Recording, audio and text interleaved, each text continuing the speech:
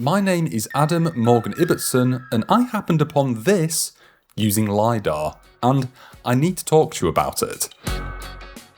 Our mystery centres on this field in the North Yorkshire countryside, where 2,000 years ago, someone built one of Britain's most unusual Roman villas. Up close, this site, known as Castle Dikes, looks exactly like what you'd expect from Roman Britain. A posh rural estate with heated rooms, fancy mosaic floors, and lots of imported pottery. But this villa isn't just sitting alone in a field, it was tucked right inside this gigantic earthwork defensive enclosure. Not only that, but artifacts pulled from the ground hint that something highly unusual was occurring here. And that leaves us with one massive nagging question. What exactly is this thing? Right there is the overgrown stile that I jumped over. People clearly don't come here very often. And this little kink here, where it randomly juts out, is where our Roman villa sits. Very strange. When I first walked in here, do you know what the first thing I noticed was? A tesserae. This is part of a Roman tiled floor. I've never found one of those before, but clear as day, that's what that is. There's another bit as well. Tesserae everywhere. Today, these imposing earthworks sit here, beside the A6 108, right near the entrance to the Lightwater Valley Park, which is perhaps best known for its fantastic caterpillar rides. 3 sides of a big, roughly rectangular enclosure survive here, measuring about 200 metres by 110. The northern side has all but disappeared, having been washed away by a stream called the Lightwater. On every other side, however, you're looking at a serious rock-cut ditch, dropping more than 3 metres straight down into solid limestone, flanked by big banks of earth and stone. We're talking about ditches this deep. I mean, are you seeing that? It's huge, and it's so well preserved, when so many Roman villas up here in northern England are basically just stains in crop fields or sort of assumed to be there. What we have here, I mean, look at it. These are split up by several causeways. This style of enclosure is typical of the Iron Age Celts and their hill forts. But these are surprisingly rare here in Yorkshire.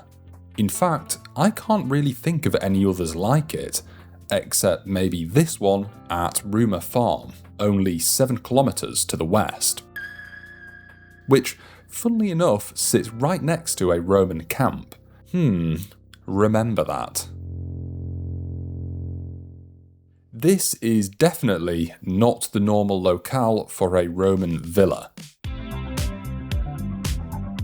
Villas are usually open, breezy, outward-facing spaces meant for farming and showing off. Castle Dikes, on the other hand, feels very enclosed and defensive, which is exactly why archaeologists and historic England specifically have given it the unique moniker Defended Roman Villa, the only one of its kind in the UK. Interestingly, it sits almost bang in the centre of the territory of the Celtic tribe the Brigantes, Britain's largest Celtic confederation who gave the Romans a real headache during their conquest.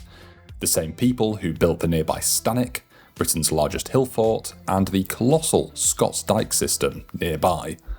Importantly, the Brigantes actually sided with the Romans for a time, but eventually rebelled, which may have directly led to the construction of Hadrian's Wall. With all the trouble going on down in Yorkshire, it's almost like the Romans said, let's just draw a line here and be done with this. The site first popped into the history books in 1866, thanks to the lucky discovery of a coin belonging to one Manila Scantilla, the wife of the, blink and you'll miss him, Emperor Didius Julianus, who only served for 4 months. So this is an extremely rare and unusual discovery in North Yorkshire.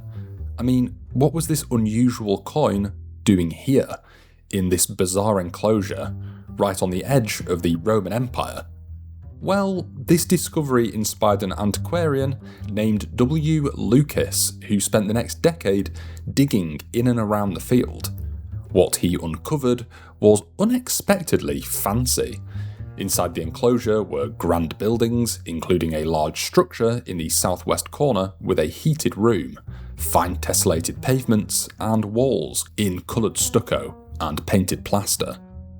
This would normally suggest that it was a very high-status villa built by someone with serious cash to splash and access to top-tier materials inside the Roman Empire.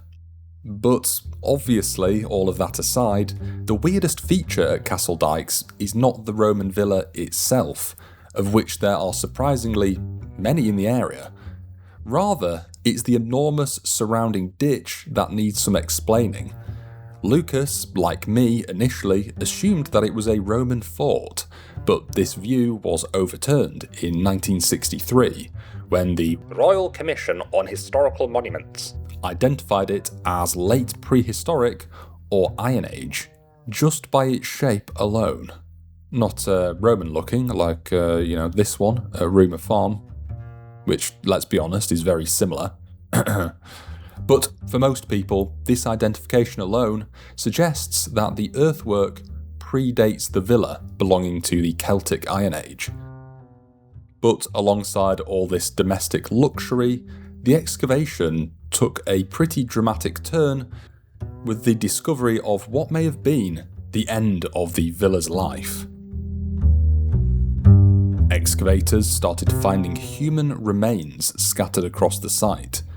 Adults, children, an infant buried right outside a wall, and most shockingly, a young man pinned beneath a fallen wall with a fatal skull fracture.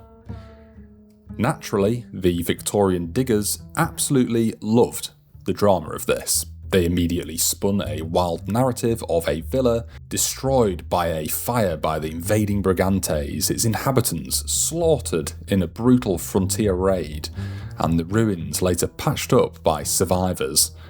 It's a great story, but modern archaeologists are obviously a lot more sceptical. While everyone agrees that people lived here from the early 2nd century right through into the late Roman period, the whole single catastrophe massacre theory is shaky as all hell, and now that those bodies have been dug up by the antiquarians, we can't really go back and figure that out. What we do know for certain is that the villa was an architectural puzzle, constantly changing over generations with at least 3 major rebuilding episodes. The bath complex, which was accidentally sliced open during roadworks in 1929, is particularly weird. Archaeologists spotted a sequence of at least 7 different bathing setups across different phases. For instance, one room started as an entrance hall, which was later turned into a cold plunge bath, which was eventually stuffed full of dirt and paved over. Another room shifted from a lovely little decorated sitting room into a hot bath, and then finally into a sweating chamber, fed by a cistern. They were complete overhauls from presumably different owners. And all the objects they left behind, things like Samian ware, castor, Upchurch pottery, glass vessels, bronze brooches, quernstones, iron tools, weapons, they all prove that these people were fully plugged into the bustling systems of Roman Britain, stretching all the way down into Italy. And yet, they were doing it all inside this massive defensive enclosure, and there was clearly evidence of attacks occurring here. And I don't really know what to make of all of it. So why don't you leave a comment down below and let me know what you think about this? I've been Adam Morgan Ibbotson, and this has been a very small video. Please do like, subscribe, and press that hype button. I'll see you all on the next one.